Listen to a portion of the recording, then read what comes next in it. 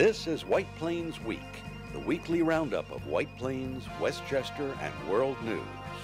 With John Bailey, editor and publisher of the daily internet newspaper White Plains Citizen Net Reporter, WPCNR.com. Jim Benerofe, editor and publisher of SuburbanStreet.com and WhitePlains.com. And me, Peter Katz, formerly with NBC, ABC News, and stations from Boston to Los Angeles. White Plains Week, what's happening, who are the newsmakers, what's in store for the future. The views and opinions expressed on this program are solely those of the participants. White Plains Week is presented on Optimum Cable Channel 76, Verizon Fios Channel 45, and on the internet at whiteplainsweek.com, youtube.com, and wpcommunitymedia.org. Now, White Plains Week.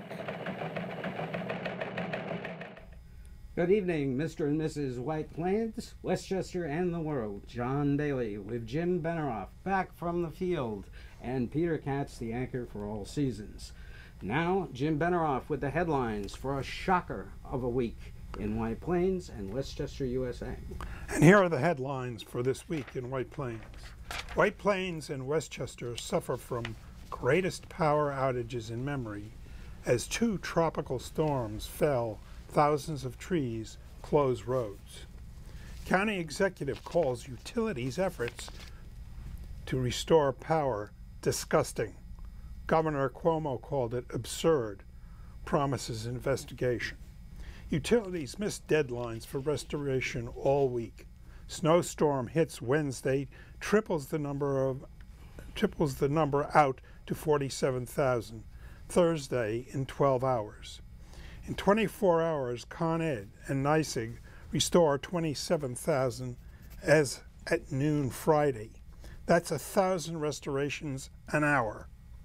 County executive demands top management of utilities be replaced. Latimer calls solidarity rally of municipal leaders. New York delegation at County Center Friday morning. Con Edison defends its communications effort, says it is providing real-time outages to cities. County executive says they did not work with communities effectively. Over 100 here, White Plains School Superintendent Dr. Joseph Ricca detail impressive White Plains schools security upgrades. The coyote we told you about last week is captured, destroyed, found to be rabid. Another coyote is on the loose. White Plains assessor says grievances declined to 723.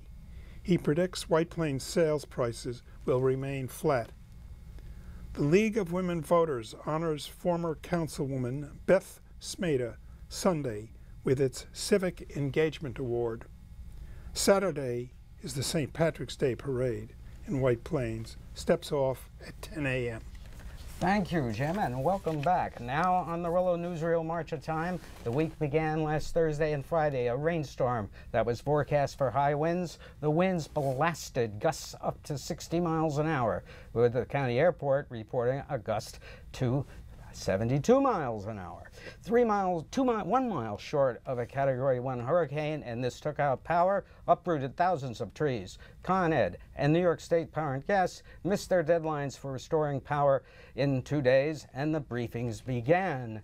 Then the second storm rolled in, and County Executive Latimer called a meeting up at Yorktown, and he then said he was going to have a solidarity meeting, and Peter Katz and Jim Benerofe have returned from that meeting just moments ago at the Westchester County Center. Take it away, Peter. Well, indeed, John. The county executive was joined by approximately 30 elected officials from around the county, both Republicans and Democrats, so this was a bipartisan show of force. The objectives, NYSEG and Con Edison, and Latimer was calling for a cleaning of the house at these public utilities.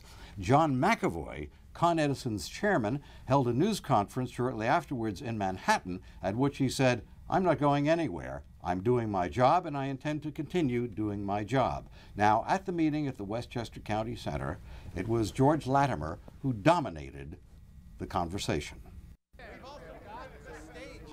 I don't make $160,000. That's public record, so I'm not telling what you don't know. I have more money because I have more responsibility. I am held more accountable with this job than when I was one of 7 council members on the City of Bride Council. I have that obligation, and so does the leadership of NYSEG, and so does the leadership of Con Ed. Con Ed was missing in action. Carl Taylor from NYSEG did visit. I will credit him for that. But the executive teams did not come down, set up operations, observe what was happening, interact with our people on an ongoing basis, and make changes on the spot the way any effective corporate executive would. And I've spent 2 months as a county executive. I spent 20 years as a corporate executive being held accountable every day. So I'm calling for them to step down. I'm calling for the senior management teams to step down. I don't begrudge them their salaries. Their salaries are multiple millions of dollars. I don't resent that they're paid for that, but I expect them to do that job. And that job required them to be here in Westchester County this last week, and they were not here. We have no interest in involving ourselves in how businesses operate unless they fail in a matter of public service that's essential.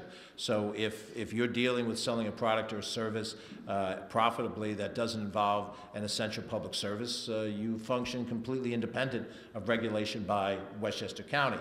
In terms of the impacts on businesses, I suspect that there are small business owners and arguably larger businesses as well that face the same decisions and had to get the same information. Now, oftentimes the larger business has their own generation system, power generation system, and so they can continue to operate regardless of the circumstances. The small business community, I suspect, was as equally affected as people are here, lost money over the course of these last 8 days, and probably have as much of a complaint.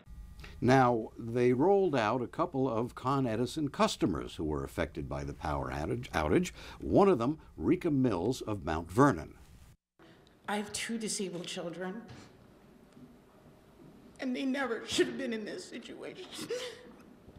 It's so hard to come home to a cold house and have to bring them with me because they don't handle change well.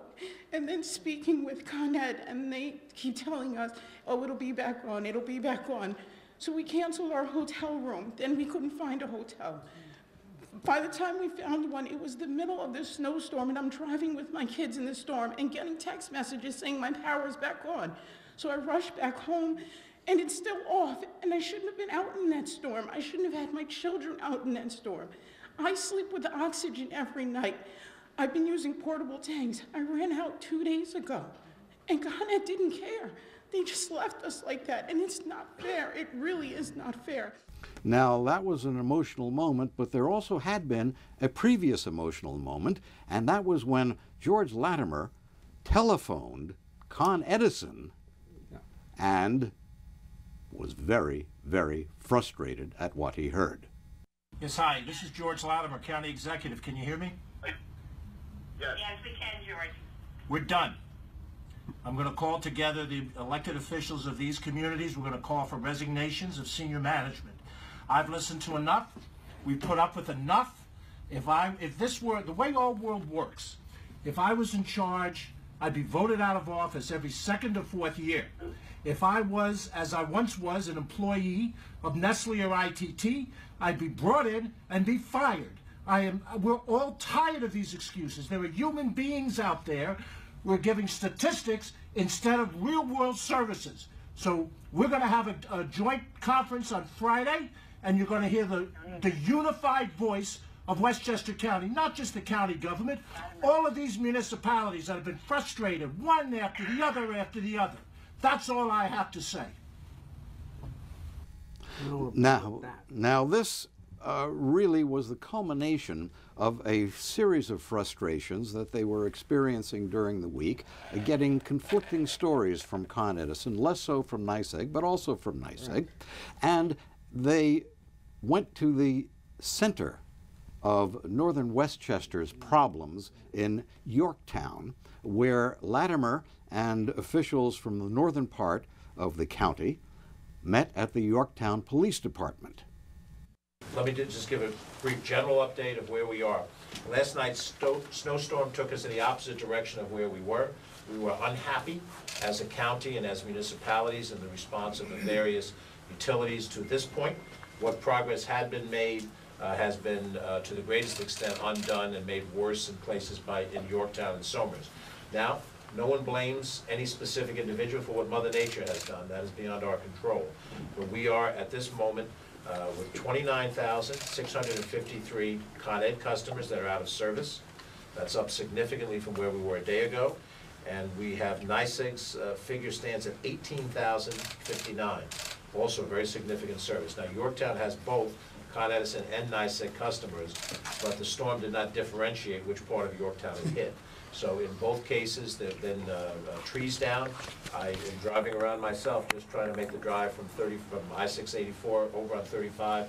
A couple of detours were necessary because even on a main road like 35, to keep that clear is a task to be done. So yesterday at noon, we were happy, or getting happier. We're down to 26,000 statewide outages. We were happy about that. This morning, this afternoon, statewide, we're back at 155,000. That's a lot of people without power. And we're all as frustrated as the next one. But it's not acceptable, the response from some of our utility companies. It's just simply not okay. The governor has directed Chairman Rhodes to conduct an investigation, a full review of the utility companies. Thank you so much for coming to our rescue up here. Yeah, I know you've been devastated down there, but this has been an unprecedented week. Bigger than Superstorm Sandy. 2 nor'easters within a week.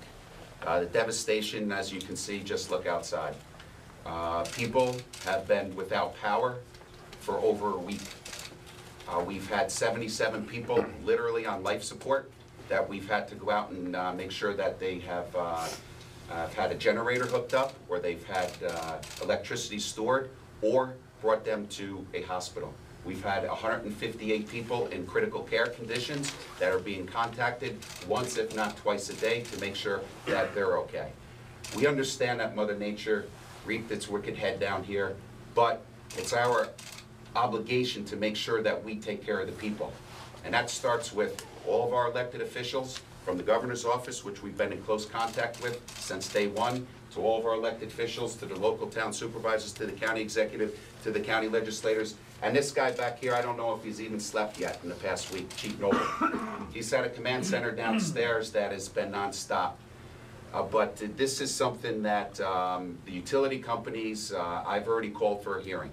I chair government operations and investigations for the state of New York, and I can promise you, you will have some answers within a few weeks. I just want to say there are 2 things that I want. I want power back for my community, and I want the truth. As long as they tell us the truth. We were told immediately after the first storm that we were going to get, most of our people were going to get power back, 90% in 48 hours. It just simply wasn't the truth.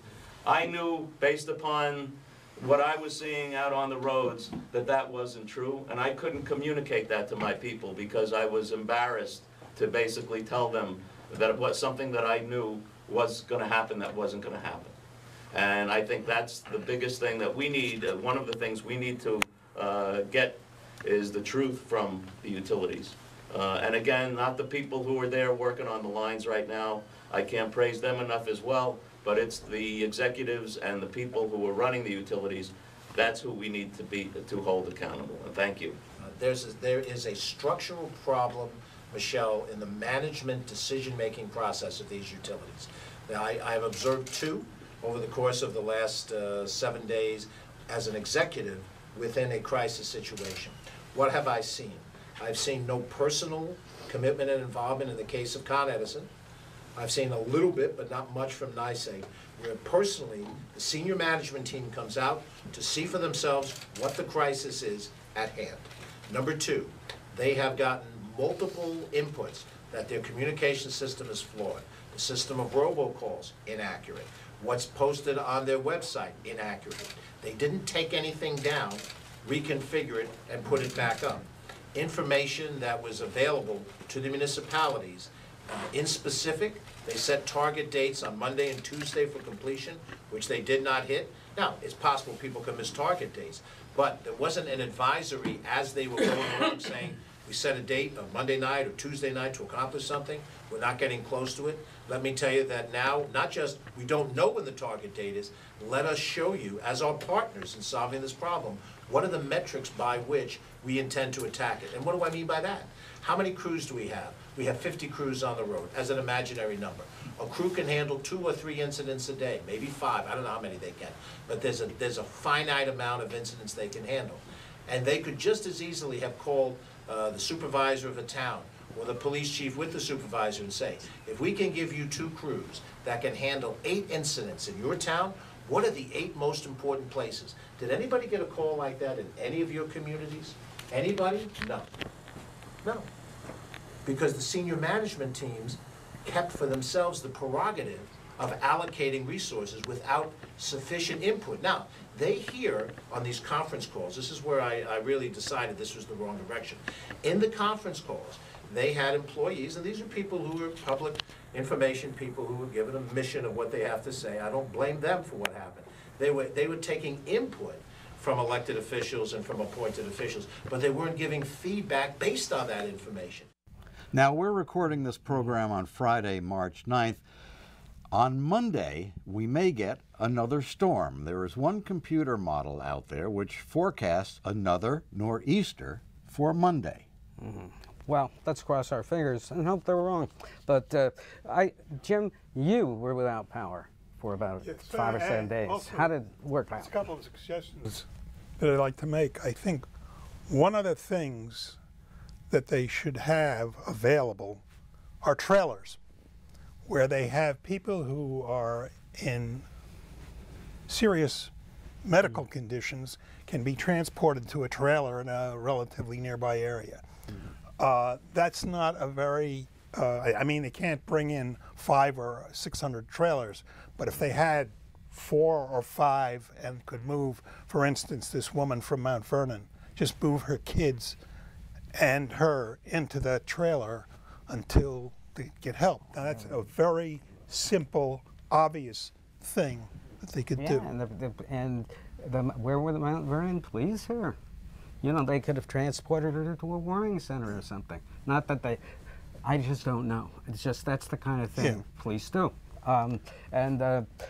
And really, what this comes down to is, as one of the town supervisors said this morning at that meeting with Mr. Latimer and the politicians, this is the same story that ends the same way every time. Not enough equipment to handle the job. We have to go outside. How about Con Ed buying the equipment they need to handle this kind of outage? I mean, if you, with extra help, of course, working all the time, can restore 1,000 an hour, which is what the number they did twice on Tuesday night and since Wednesday, they need that equipment. No more excuses. Let's cut the dividend, and hopefully they won't issue that dividend that they're scheduled to issue stockholders on the 15th of March. So, moving on with the action. Dr. Joseph Ricca, the new White Plains Superintendent of Schools, held over 100 students, parents, and city officials spellbound, and in my opinion eased many concerns about the state of security in White Plains schools. Taking a long list of questions submitted prior to the start of the meeting, he and a panel consisting of security expert, principals, psychologists, building superintendent, and social workers from the school system in an hour and a half spelled out how the schools handle very complex security matters, the protocols, drills, and how possible threats are handled. I was very impressed with the meeting and the format. There were lots of questions, and they're going to put a transcript of all the answers on their website shortly, and also you can see it in about a week on the educational channel. The assessor from the city of White Plains told me that the White Plains grievances were where You're talking about 600 tax grievances, yes, where that's people right. can challenge their assessments to try to get the real estate tax lowered. And 84 were reduced out of 639, which is down from the upwards of 1,000 over the last few years. So that is good news. And he says the increase in the assessment roll from two properties coming off pilots. So this is not a reflection of real estate values going up. James Freeman was nominated by the Republicans to face whomever the Democrats are nominating for the County Legislature District 11. That's James Maizano's seat. And Maizano has been appointed as a Commissioner of Consumer Protection for Westchester. Right. And Beth Smeda will be honored this Sunday, longtime councilwoman, the city of White Plains, by the League of Women Voters, by the Civic Involvement Award that I write that? Yeah, right. So congratulations to Miss She decided just to get out of politics after her years of service. Just in time, actually. And now, St. Patrick's Day is tomorrow, but of course there is really breaking news on the international front, and with that, Trump the President report. Well, some people may be green with envy, actually, because it turns out that Donald Trump may have scored a major breakthrough. But then again, it may not be that way when you stop to think about the devil in the details. In a letter delivered to the White House, which was from North Koreans who received it from the North Korean dictator Kim Jong-un, Kim Jong-un says he'd like to meet with President Donald Trump. And Trump says he's willing to meet with Kim by May, the exact day and place to be determined. In the letter, Kim committed to denuclearization of the Korean Peninsula and to suspending North Korean nuclear bomb and missile tests. This appears to be a step away from the brink of nuclear war, which we have been edging closer and closer to. It was announced by South Korea's National Security Office head Chung A-yong to a crowd of reporters assembled in the driveway at the White House after South Korean diplomats briefed Trump on Thursday evening. Experienced observers point out that the North Koreans have entered into talks with the West before, only to pocket whatever benefits they were offered, such as relaxation and economic blockades, and then walk away from the negotiating table when it suited them. Trump seems to be backing away from his tough stand on tariffs of 25% on imported steel and 10% on imported aluminum. Although he said his mind was made up, it now appears as if his mind isn't made up, and steel and aluminum from Canada and Mexico will be exempted, and metals from other countries also may be exempted.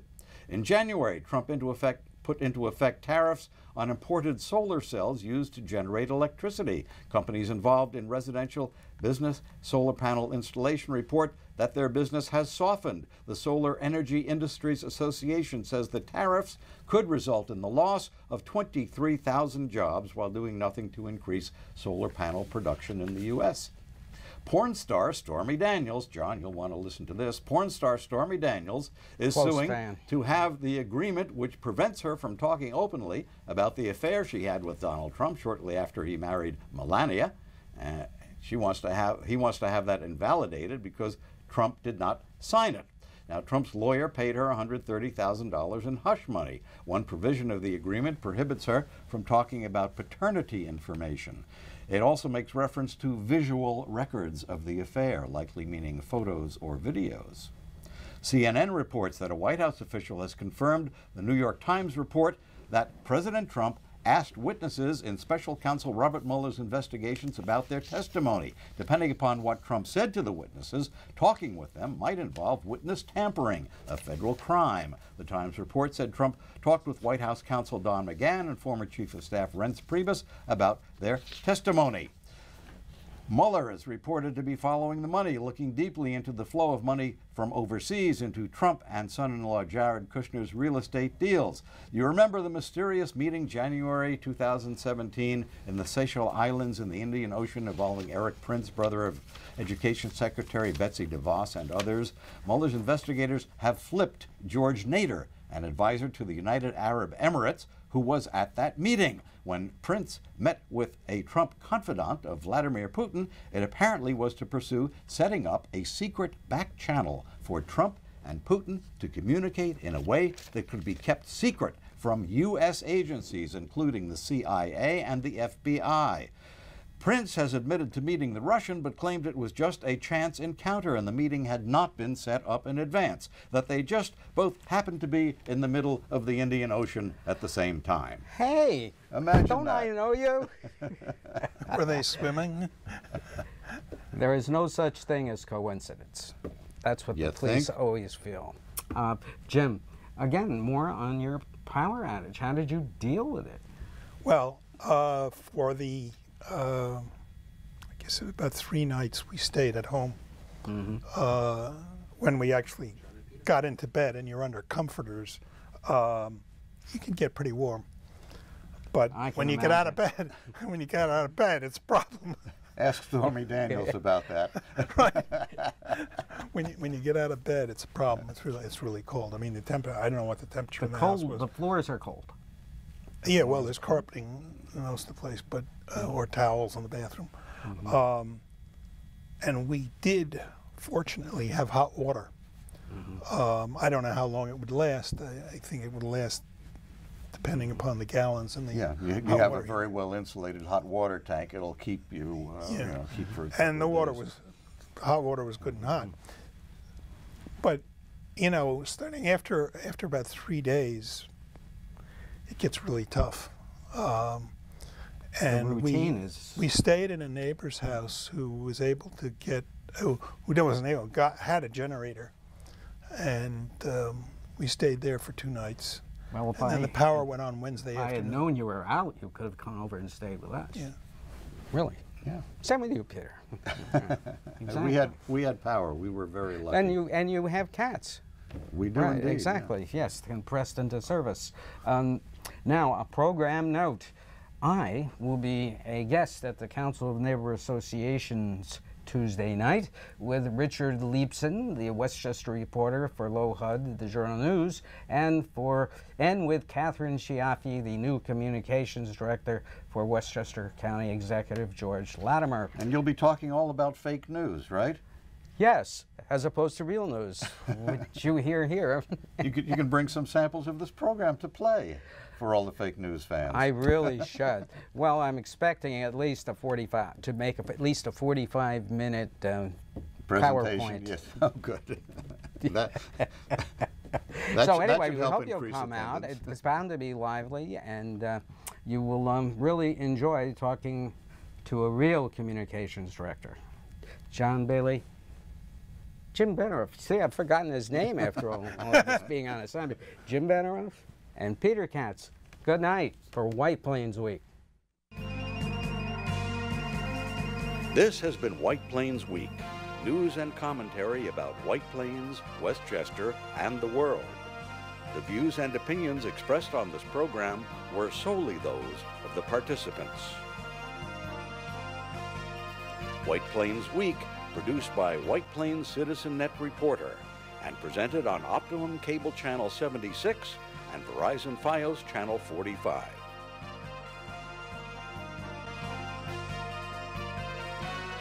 You may view White Plains Week anytime on the internet at whiteplainsweek.com, youtube.com, and wpcommunitymedia.org.